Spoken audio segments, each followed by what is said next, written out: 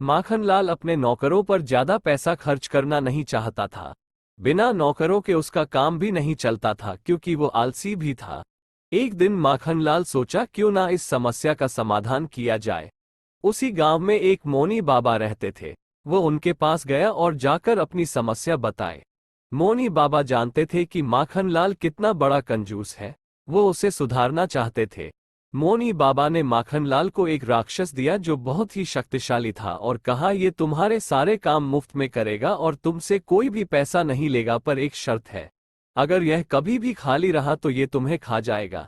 इसलिए तुम्हें इस बात पर ध्यान देना होगा कि यह कभी भी खाली ना बैठे, हर समय इसे काम बताते रहना।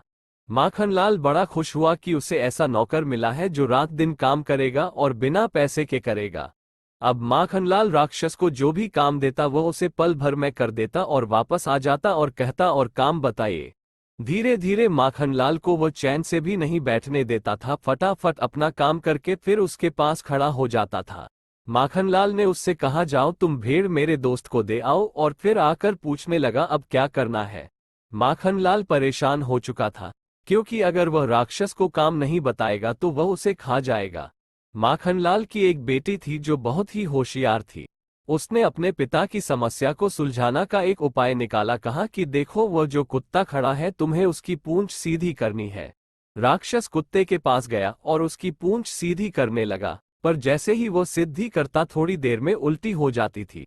अब राक्षस थक गया था और कुत्ते को भी गुस्सा आ गया था, पर राक्षस क्या करता, अगर वह उसकी पूंछ सीधी नहीं करता तो कुत्ता उसे खा जाता है। उसे बहुत देर हो गई, थक हार कर वह वहां से भाग गया और कभी भी वापस नहीं आया। माखनलाल को अपनी गलती का एहसास हुआ। उसने अपने नौकरों को वापस बुला लिया और वह अब दयालु और अच्छा आदमी बन गया। ऐसे ही और वीडियोस देखने के लिए हमारे चैनल को सब्सक्राइब करें और बेल आइकन दबाएं।